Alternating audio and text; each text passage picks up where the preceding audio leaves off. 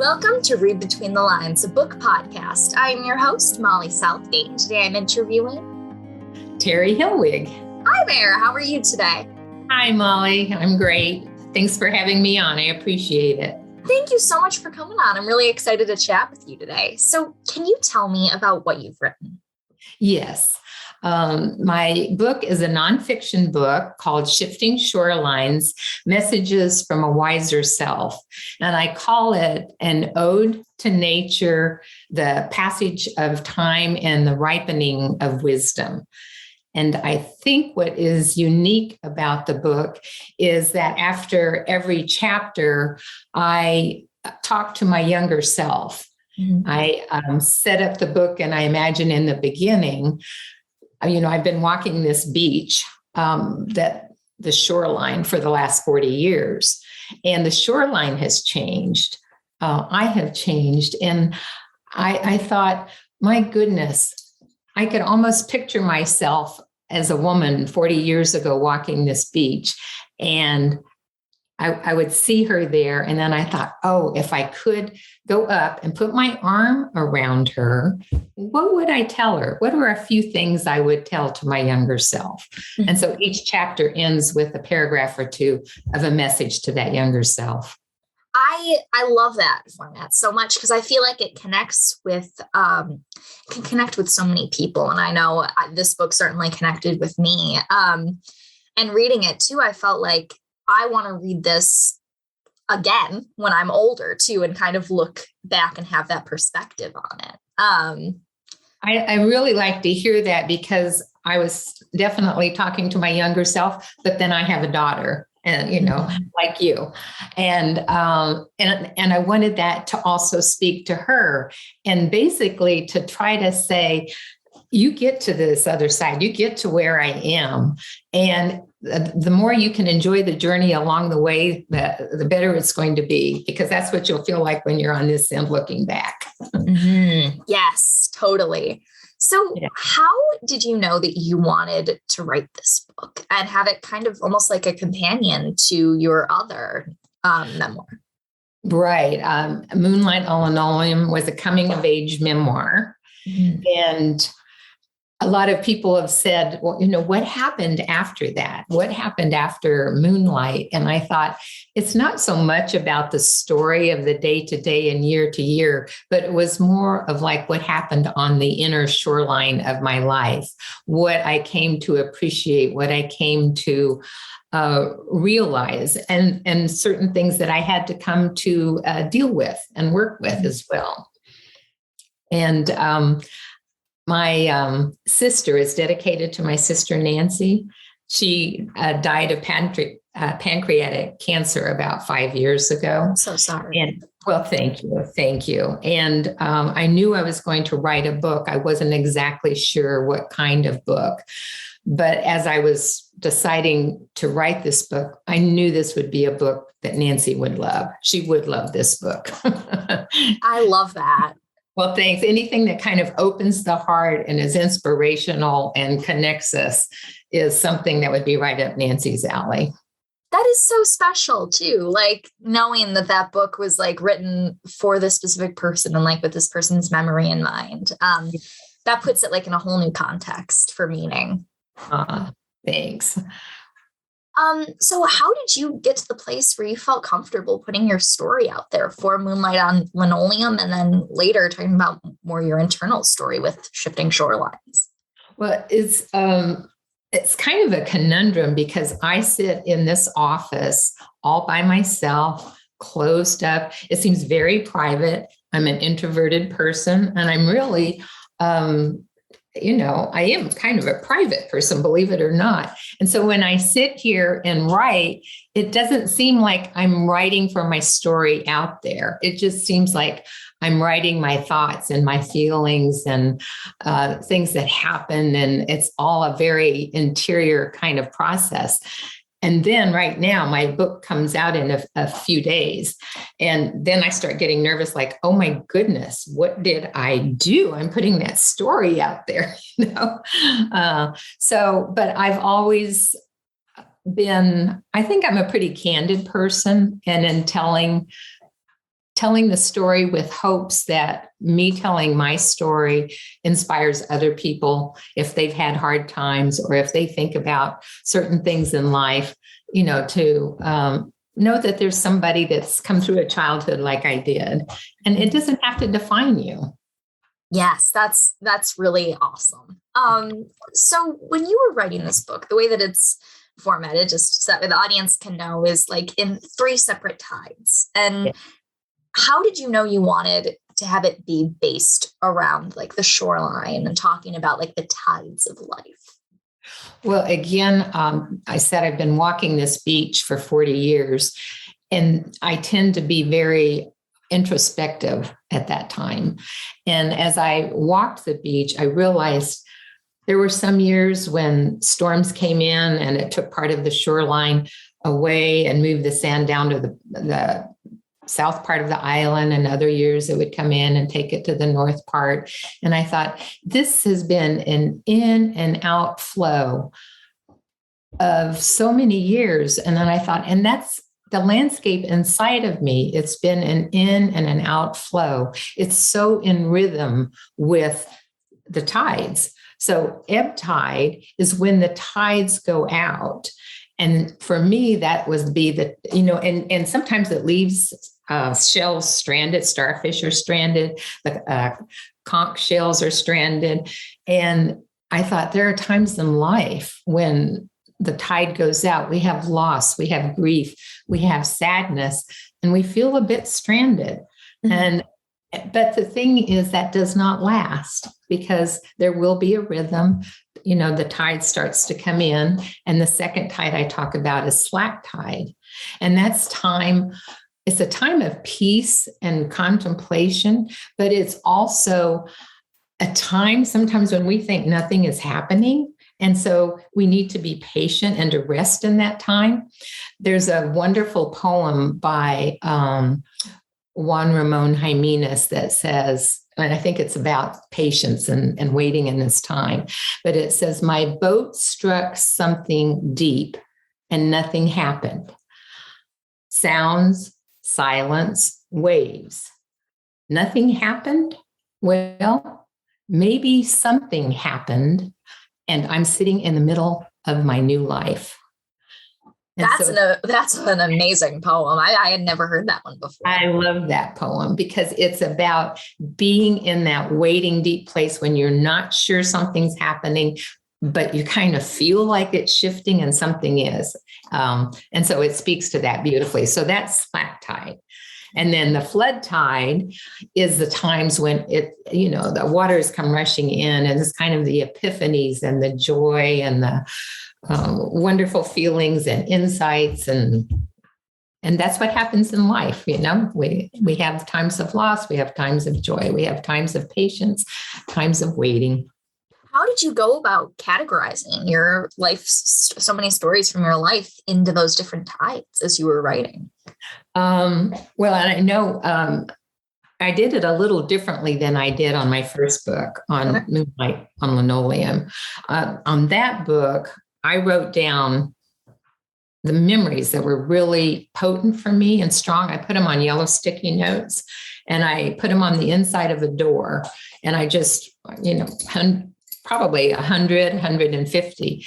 And I thought, why out of all the millions of moments of my childhood do these stand out? And I realized what was attached to those is emotion. It would be times of sadness or times of joy or times of impatience, because sometimes our memories get sealed in us chemically. We have certain chemicals that go through us when we're stressed, and when we're happy, and those tend to lock memories in. Mm-hmm. So that also kind of came through for Shifting Shorelines, the different times of when I felt joyous on this beach, and then the times when, life has been harder. And so, I certainly have them in 3 distinct, categories, but mm-hmm. Like the tides, you don't exactly know when one, there's no defining line. They kind of run into each other a little bit, but mm-hmm. by and large, they go in those categories. Interesting. Yeah. So Can you tell me a little bit about the process itself, about writing about your own life? Like, were there any parts that were like particularly hard, or I can't imagine like where to start in writing about your life, you know? Well, again, I'll speak to both of them if that's all right. Of course. Okay. So on the memoir, Moonlight on Linoleum, that was a harder, what do I want to say? That was a harder time to enter for me because it was a turbulent time. And so I thought of it to not be overwhelmed by going back into all of that. I pictured myself in like a hot air balloon. And so I was protected in this basket, and I kind of lowered myself down into the material and looked at it and observed it, but didn't get overwhelmed or, too sad or anything about it, because I could lift up. And then I thought of my friends like tethering the balloon and helping me up and down in that. So that's how I wrote about the difficult subjects in that. And then on Shifting Shorelines, sometimes it's hard to write about the times of loss and the grief, and like writing about my sister. There is a chapter in there about being with her when we knew that she had her diagnosis. But I know that other people also have those times. And I do have my master's in psychology, and I know how healing it can be for us to tell our stories to one another, how we can sit in circle and share. And people have done that for me through their writing. And that's what I look at, sharing a heartfelt sense of love and caring and loss and grief. And we are all spiritual beings having a human experience. And so, I think we're just more alike than different. I really love that. Were you writing this book in real time? Kind of like after you would have one of these experiences, would you go down and write about it, or would you wait, or how did that work? I would say it was both and. Mm-hmm. Sometimes I would write about it kind of right on the heels of it.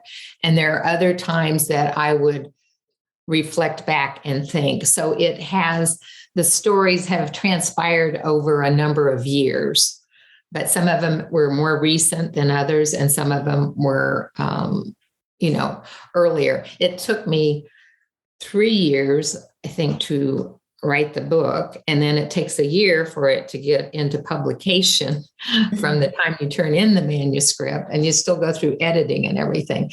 So it was a compilation. And that's what I find. There's one chapter in there that I have about, I call it Olivia and Oliver, and it's the two ospreys that I love that chapter. Thank you. Then they come to visit. And for 20 years, I never shooed them off. I cleaned up after them all of the time. But since I have written that book, and I'm 72, and it's harder for me to get down and scrub all of that, I'll shoo them away now. But for 20 years, that was the truth of it, Yeah, I really loved that chapter. And I loved how you were talking about like having these birds and how special it was to like take care of them for that many years. And it's really pretty amazing. I've been able to observe. I sort of feel like I shouldn't really say this because Jane Goodall's so great, but you know how she just went and observed the chimpanzees. Mm-hmm. I feel like I've just gone to the beach and just observed the rhythms, observed the wildlife, observed the islands and how they change. And so that's what I write about, kind of what I've come to know and observe. Mm-hmm. Yeah, that was something really interesting about the book, like how you would go in and talk about like the dolphins or the mangrove islands and all this kind of stuff, like going into, you could really feel like you could feel the love for this island as you were reading it. And I was very enjoyable to read. because I've never visited that area, but I felt like I had when I finished. That's what I wanted. And truly, I didn't name the island. People could figure it out if they wanted to. But the reason I didn't is I wanted people to be able to picture themselves on whatever island it was in their imagination, and to be able to be in that place. It made it for a very special reading experience for sure. What kind of things did you have to cut out or edit as you were writing both of these books? And what was that like, trying to cut out like stories from your life? Sometimes that's a good editor is indispensable because they help you, they're a good eye to let you know to expand something or maybe to shorten something or to cut something out. I actually had a reader. I gave this last book to three women that I know and asked them to read it and give me feedback on it. And one woman came back and she said, this chapter that you have kind of late in the book, it would be so good if you would move that, I think, up to the front, the first chapter. And I read it and I went, oh yeah, that makes a lot of sense. It would seem like a perfect beginning. So, there was some shifting of that.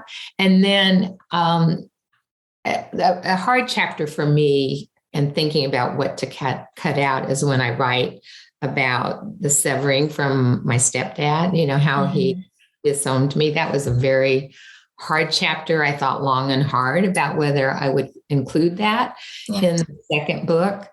But again, it's kind of a sequel to what happened to the first book. And although it was hard, but then my editor and I kind of worked around what we could say and what we probably shouldn't say in that, to not betray any confidences that he had as well.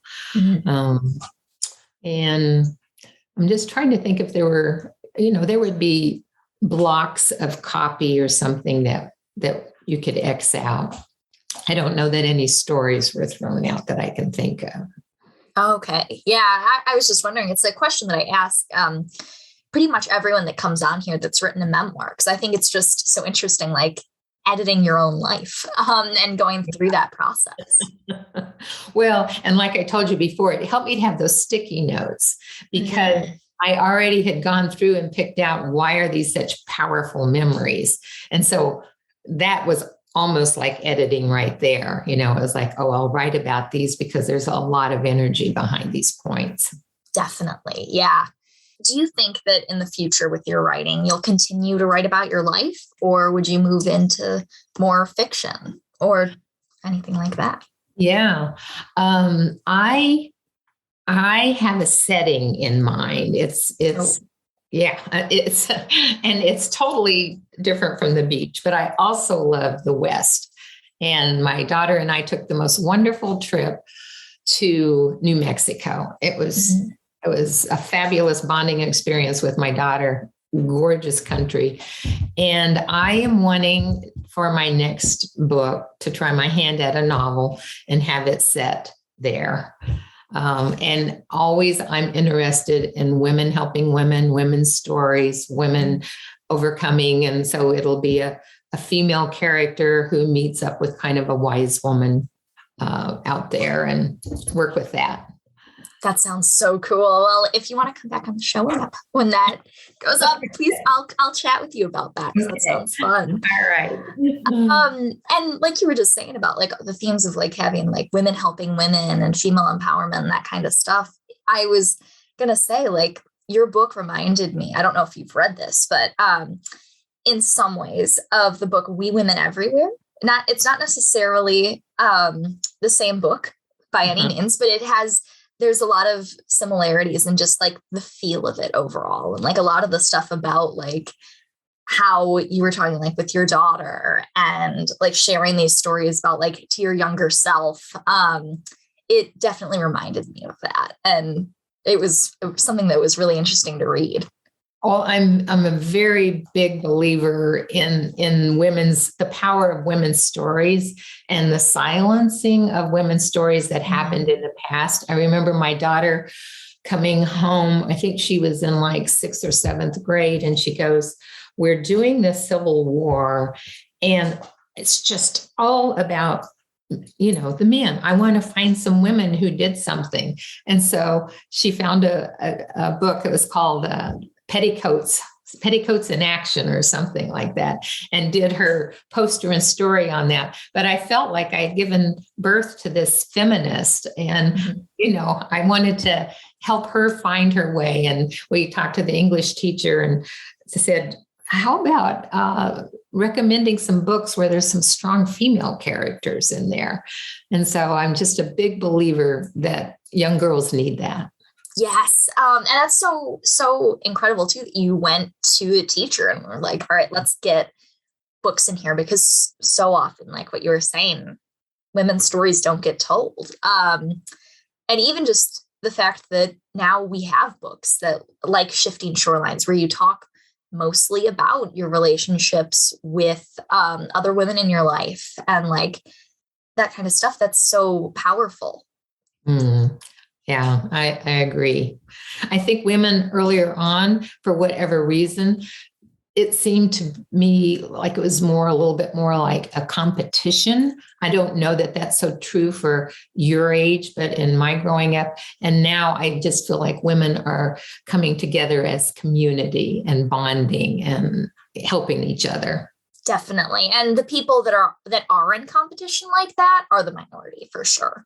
Mm-hmm. At least from what I've found. But yeah, well, thank you so much for coming on today. This was so great to chat with you. Oh, it's been wonderful to chat with you as well. I'm glad you like the book. That makes me feel good. Sometimes I get, like I said, a little nervous before it comes out, because you don't know how the public's going to react to it. Well, this book really is excellent. Anyone listening to this, please go get this book. It's very much worth it. I just have one last question, and that is, what do you have coming up? Oh, well, I have I have a book signing coming up, the launch of my book. And I'm going to be in conversation with my friend Sue Monk Kidd about the book through something called the Sophia Institute that I used to be on the board there. And it's about bringing the soulfulness and the feminine divine into the world. So I'm looking forward to that. We haven't set a date for it yet, but that should be upcoming, and I'm really excited about that. That sounds really cool. For Read Between the Lines, my name is Molly Southgate. I'm Terry Helwig. Let's end this the way all great stories end. Happily ever after? The end. Thank you for listening to Read Between the Lines, a book podcast. This episode is hosted by Molly Southgate. It is edited by Rob Southgate and produced by Southgate Media Group. You can get in touch with the show at readbetweenthelines@gmail.com, or you can send us a voicemail at 708-887-9473. That was 708-887-9473. You can also find us on Instagram at Read Between the Lines Podcast. Thank you so much for listening.